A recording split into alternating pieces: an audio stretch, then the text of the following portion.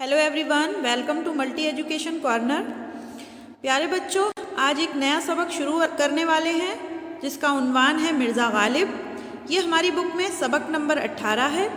जैसा कि आप सभी जानते हैं, मिर्ज़ा गालिब बहुत ही मशहूर और मारूफ शायर गुज़रे हैं और इन्होंने शायरी के साथ साथ नस्र निगारी में भी अपनी तबाह आजमाई की और इन्होंने नज़्म को भी अपनी शायरी का हिस्सा बनाया और इन्होंने नस्र और नज़्म दोनों में अपने लिए एक नई और अलग राह निकाली और आम रास्ते पर ये दूसरे शायरों की तरह नहीं चले। इसके अलावा खुतूत निगारी में भी इनका अंदाज़ निराला था और इन्होंने मुरासले को मुकालमा बनाया है। इन्होंने सिर्फ अपने दौर को ही मुतासिर नहीं किया बल्कि आने वाली नस्लें भी इनसे फैज़ हासिल करती रहेंगी। उर्दू अदब की दुनिया में मिर्ज़ा गालिब आज भी गालिब है। तो चलिए स्टूडेंट, शुरू करते हैं हम अपना सबक नंबर 18 मिर्ज़ा गालिब और जानते हैं मिर्ज़ा गालिब की पूरी ज़िंदगी और उनकी शायरी से मुताल्लिक़ तमाम बातों को। स्टूडेंट, मिर्ज़ा गालिब का नाम असदुल्ला ख़ां और जो तखल्लुस था वो गालिब था। तखल्लुस के बारे में हम आपको पहले भी बता चुके हैं। शायर का वो छोटा सा नाम जो वो शायरी में खुसूसन इस्तेमाल करता है उसको तखल्लुस कहा जाता है। इसलिए मिर्ज़ा गालिब का जो असल नाम था वो असद अल्लाह ख़ां था और इनका जो तखल्लुस था वो गालिब था। शुरू में इन्होंने अपना तखल्लुस भी असद ही रखा था, लेकिन आगे चलकर इन्होंने असद को छोड़ दिया और गालिब तखल्लुस इख्तियार कर लिया। प्यारे बच्चों, मिर्ज़ा असदुल्ला ख़ां गालिब 1797 में यानी 1797 में आगरा शहर में पैदा हुए थे और आगरा उस ज़माने में अदबी हलकों में अकबराबाद के नाम से मशहूर था। तो आपसे सवाल किया जाएगा कि आगरा का पुराना नाम क्या था, तो अकबराबाद। इसी तरह से आपसे सवाल किया जाएगा कि गालिब कहाँ पैदा हुए, तो अगर ऑप्शन में आगरा हो तब तो बहुत अच्छा है, लेकिन अगर आगरा ना हो अकबराबाद हो तो अकबराबाद आप याद रखेंगे। तो गालिब कहाँ पैदा हुए? अकबराबाद, जो आगरा का पुराना नाम था, और 1797 में ये इसी शहर में पैदा हुए। ख़ानदानी लिहाज से गालिब ऐबक तुर्क थे। कैसे तुर्क थे? ऐबक तुर्क थे।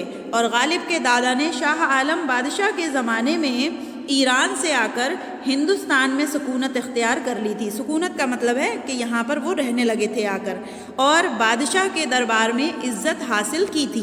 मिर्ज़ा के वालिद, उनके वालिद का नाम क्या था? अब्दुल्लाह बेग। मुख्तलिफ़ रियासतों में ओहदादार रहे और आखिर में हैदराबाद में 300 सवारों के साथ मुलाजिम हो गए।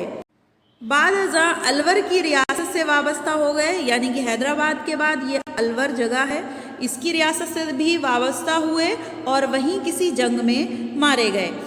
इस वक्त असदुल्ला ख़ां की उम्र सिर्फ 5 बरस की थी, यानी कि 5 बरस की उम्र में ही इनके वालिद का साया इनके सर से उठ गया था।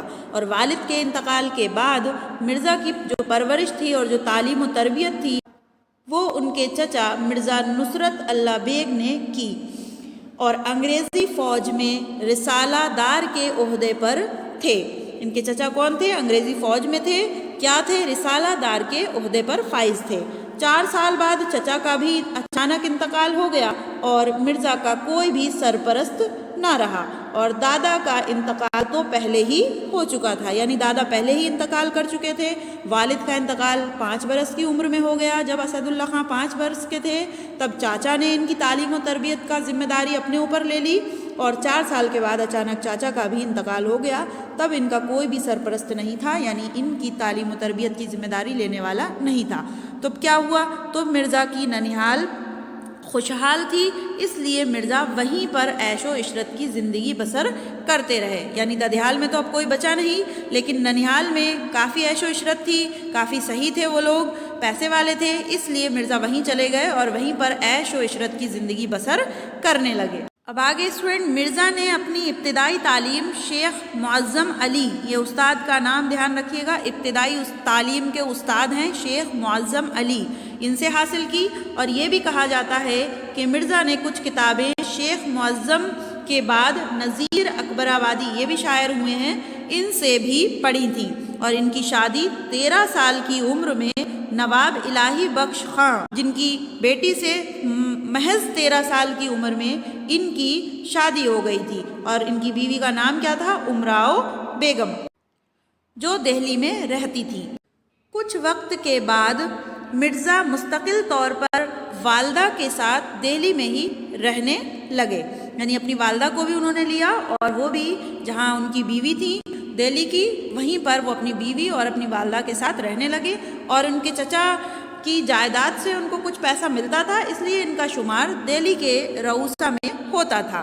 فارسی زبان سے مرزا کو بہت ہی زیادہ لگاؤ تھا اور اس میں غالب کو غیر معمولی مہارت حاصل تھی، یعنی بہت زیادہ مہارت حاصل تھی اس میں۔ کہا جاتا ہے کہ غالب کے زمانے میں کوئی بھی شخص، یعنی ان کے علاوہ کوئی دوسرا شخص فارسی دانی میں ان کا مقابلہ نہیں کر سکتا، یعنی کہ بہت اچھی طرح سے فارسی کو بولتے، سمجھتے اور لکھتے تھے، اور اسی میں شاعری بھی کیا کرتے تھے۔ شاعری ان کی رگوں میں گردش کر رہی تھی، وہ ایک فطری شاعر تھے۔ 1810 میں جب خدائے سخن میر تقی میر کو خدائے سخن کہا جاتا ہے زندہ تھے، تو کسی نے غالب کا ابتدائی کلام میر صاحب کو دکھایا تھا، اور میر نے بھی کلام دیکھ کر کہا تھا اگر کوئی اچھا استاد مل گیا تو عظیم شاعر بنے گا۔ کون بنے گا؟ مرزا غالب، ورنہ محمل بکنے لگے گا۔ یہ بات سچ ثابت ہوئی اور انہیں ہرمز نام کا ایک ایرانی شاعر میسر آ گیا جس کی اصل اور مادری زبان فارسی تھی۔ مرزا کی فارسی زبان میں غیر معمولی مہارت کا ایک سبب یہ بھی تھا، فارسی شاعری میں ان کا مرتبہ بہت بلند ہے، اور زندگی کے بڑے بڑے حصوں میں بھی غالب نے اردو میں بہت کم شعر کہے ہیں۔ لڑکپن اور جوانی کا بہت سا اردو کلام انہوں نے اپنے دیوان میں شامل بھی نہیں کیا ہے، اور ان کا اردو کلام ان کے فارسی کلام سے بہت کم ہے۔ یوں بھی وہ اپنے اردو کلام کو فارسی کلام کے مقابلے کم درجے کا سمجھتے تھے، لیکن آج دنیا غالب کو اردو کا عظیم شاعر مانتی ہے، وہ اسی چھوٹے سے دیوان میں جلوہ گر ہے۔ خاقانی ہند ذوق کو کیا کہا جاتا ہے؟ خاقانی ہند۔ ان کی وفات کے بعد آخری مغل بادشاہ کون سے ہوئے ہیں؟ بادشاہ بہادر شاہ ظفر۔ انہوں نے بھی غالب کو اپنا استاد بنا لیا تھا، یعنی کہ ذوق کو پہلے بادشاہ بہادر شاہ نے اپنا استاد بنایا، لیکن جب ذوق کا انتقال ہو گیا تو انہوں نے غالب کو اپنا استاد بنایا، اور اس کے عوض میں ان کو کیا ملتا تھا؟ 50 روپے ماہانہ وظیفہ مقرر ان کے لیے کر دیا۔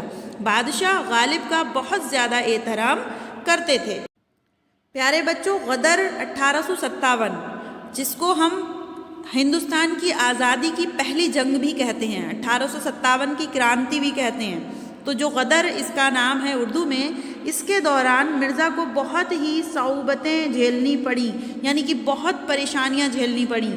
کئی مہینے تک گھر کے اندر قید رہے، اور غدر میں ان کی پینشن بھی بند ہو گئی، جس کی وجہ یہ تھی کہ وہ بادشاہ بہادر شاہ کے وفادار تھے اور انگریز حکومت کے مخالفوں سے ان کے تعلقات تھے۔ اس لیے اس سلسلے میں انہوں نے گورنر جنرل کے یہاں اپیل کی اور دہلی سے نکل کر مراد آباد پہنچے، اور مراد آباد سے لکھنؤ کے راستے کلکتہ ہوتے ہوئے وہاں پہنچے، اور وہاں سے یعنی کلکتہ سے اپنی پینشن کو بحال کرانے کے مقصد سے وہاں کئی ماہ قیام کیا، مگر پینشن کے معاملے میں کامیاب نہ ہو سکے۔ کلکتہ، جس کا اگر ہم آج کے دور میں دیکھیں تو اسے کولکاتہ کہتے ہیں، یعنی کولکاتہ کا پرانا نام کلکتہ ہے۔ کولکاتہ میں قیام کے زمانے میں، قیام یعنی کہ رکے وہاں پر، قیام کے زمانے میں مرزا محمد حسین قیتل کے حامیوں اور غالب کے درمیان خوب ادبی معرکے رہے، اور غدر کے زمانے میں مرزا نے ایک فارسی کی کتاب جس کا نام تھا برہان قاطع، اس کی کچھ غلطیوں پر ایک رسالہ نکالا قاطع برہان کے نام سے۔ کتاب کا نام کیا تھا؟ برہان قاطع، لیکن اس کی غلطیوں کے اوپر انہوں نے اپنا ایک رسالہ نکالا جس کا نام کیا رکھا؟ قاطع برہان، اس کے نام سے لکھا، اور اس کی اشاعت کا مطلب ہوتا ہے چھپنا۔ اشاعت سے مرزا کے خلاف ایک طوفان اٹھ کر کھڑا ہو گیا، اور مرزا کو آخری عمر تک اس کے بکھیڑوں سے نجات نہیں ملی، یعنی اس میں ایسا پھنسے وہ کہ اس کے ڈسپیوٹس سے ان کو آخری وقتوں تک نجات نہیں مل سکی۔ ان سے جب کوئی کلکتہ کا ذکر کرتا تو وہ یہ کہتے تھے، کلکتہ کا جو ذکر کیا تو نے ہم نشیں، ایک تیر میرے سینے میں مارا کہ ہائے ہائے، یعنی جب بھی کوئی ان سے کلکتہ کے بارے میں پوچھتا تھا تو وہ یہی شعر دہرا دیا کرتے تھے۔ کیا کہتے تھے؟ کلکتہ کا جو ذکر کیا تو نے ہم نشیں، ایک تیر میرے سینے میں مارا کہ ہائے ہائے۔ کیوں؟ کیونکہ انہوں نے کلکتہ میں قیام کے دوران ہی جو کتاب تھی فارسی کی، اس کے خلاف یا اس کی غلطیوں کو اجاگر کرنے کے لیے ایک رسالہ نکالا تھا، اور اس رسالے کی اشاعت کے بعد سے ہی وہ بہت سارے ڈسپیوٹ میں پھنس گئے تھے۔ آگے دیکھیے اسٹوڈنٹ، لمبی بیماری کے بعد 1869 میں یعنی 1869 میں ان کا انتقال دہلی میں ہوا، اور خواجہ نظام الدین اولیاء کی درگاہ کے قریب ان کو دفن بھی کیا گیا۔ غالب نہ صرف اردو اور فارسی کے بڑے شاعر تھے بلکہ ان کا شمار دنیا کے چوٹی کے شاعروں میں ہوتا ہے، یعنی بڑے شاعروں میں کیا جاتا ہے، اور ترجمے کی صورت میں غالب کا کلام روس، فرانس، انگلینڈ اور دنیا کے اور دوسرے ممالک میں پہنچ کر بہت ہی زیادہ مشہور و مقبول ہو چکا ہے۔ ان کی اردو غزلوں کا دیوان، جس میں کل 1800 اشعار ہیں۔ کتنے اشعار ہیں؟ 1800 اشعار ہیں، آج داد و تحسین پا رہا ہے، یعنی بہت زیادہ عزت اور داد پا رہا ہے جو ان کا اردو کا دیوان ہے، اور اس میں غزلیں ہیں، اور اس میں تقریباً 1800 اشعار ہیں۔ اشعار شعر کی جمع ہے۔ غالب کے کلام میں زندگی اور کائنات کی بہت سی نازک اور باریک باتوں کا ذکر بھی کیا گیا ہے، اور اس کی طرف اشارے ملتے ہیں۔ ان کے یہاں فکر کا پہلو زیادہ نمایاں ہے اور جذبات کا پہلو کم ہے، یعنی آپ کو پتہ چل گیا کہ غالب کے یہاں غالب کے کلام میں فکر کا پہلو زیادہ ہے اور جذبات پر انہوں نے فوکس کم دیا ہے۔ پھر بھی ان کی شاعری کوئی منظوم فلسفہ نہیں ہے، اور ان کی شاعری ایک خاص اور سوچنے والے ذہن کے مختلف تجربات کا اظہار کرتی ہے، اور ہمیں فکر اور احساس کی نئی جہتوں سے آشنا کراتی ہے۔ زندگی کا کوئی مرحلہ یا مسئلہ ایسا نہیں ہوگا جس پر ہم غالب کے کسی نہ کسی شعر کے حوالے سے اظہار رائے نہ کر سکیں، اور یہی وجہ ہے کہ ہمارے ادب میں غالب کے اشعار سب سے زیادہ ضرب المثل بنے ہوئے ہیں یا ضرب الامثال بنے ہوئے ہیں۔ مرزا کے کلام کا نمایاں جوہر ان کی ظرافت اور شگفتہ مزاجی ہے۔ ظرافت یعنی مذاق کے طور پر بات کرنا، اور ظرافت بھی اس طرح کی کہ کسی کو برا بھی نہ لگے، اس کو اپنی غلطی کا احساس بھی ہو جائے لیکن اس کو برا بھی نہ لگے۔ وہ ہر بات کو نرالے انداز میں بیان کر کے معمولی سے مضمون کو بھی شعر میں باندھ کر ایک نیا پن، ایک انوکھا انداز پیدا کر دیتے ہیں۔ غالب کا فلسفہ اور فکری بلندی ہی دراصل ان کی شاعرانہ عظمت کا راز ہے۔ ان سے پہلے شاعروں میں یہ خصوصیات نہیں پائی جاتی تھیں۔ حسن و عشق کا جیسا نادر بیان کلام غالب میں ملتا ہے، اور ندرت خیال، نیز تخیل کے جو نمونے غالب نے پیش کیے ہیں ان کی مثال ملنا بہت ہی مشکل ہے۔ غالب نے اپنے کلام میں رمز اور اشارے سے بھی کام لیا ہے، اور ان کے استعارے بھی ان کی ذہانت کی پیداوار ہیں، یعنی وہ ذہین بہت زیادہ تھے، اس لیے انہوں نے طرح طرح کے استعارات کو استعمال کیا ہے اور اشاروں میں بات کہی ہے۔ یہی وجہ ہے کہ غالب کی غزلوں میں جو انوکھے تیور نظر آتے ہیں وہ استعاروں کے برمحل استعمال سے پیدا ہوئے ہیں۔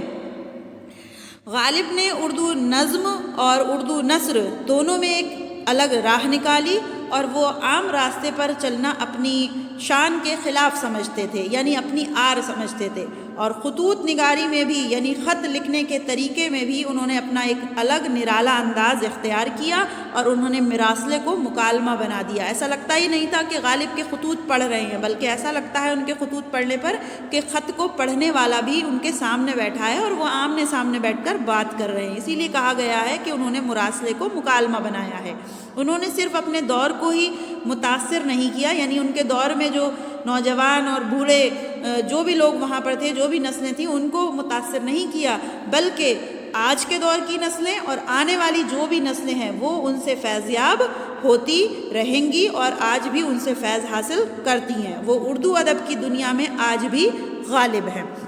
تو اسٹوڈنٹ، یہ تھا سبق ہمارا مرزا غالب، جو دنیا کے مشہور و معروف شاعر کے متعلق تھا۔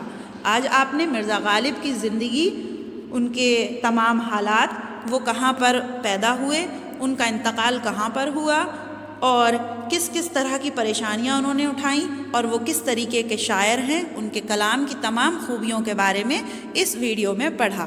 امید ہے آپ کو یہ ویڈیو پسند آیا ہوگا، اور اگر آپ کو یہ سبق اچھے سے کلیئر ہوا ہو تو اس ویڈیو کو زیادہ سے زیادہ لائک کریں اور شیئر کریں۔ چینل پر اگر آپ نئے ہیں تو سبسکرائب کریں۔ ویڈیو دیکھنے کے لیے آپ کا بہت بہت شکریہ۔ ملتے ہیں جلدی اگلے سبق کے ساتھ، تب تک کے لیے اللہ حافظ۔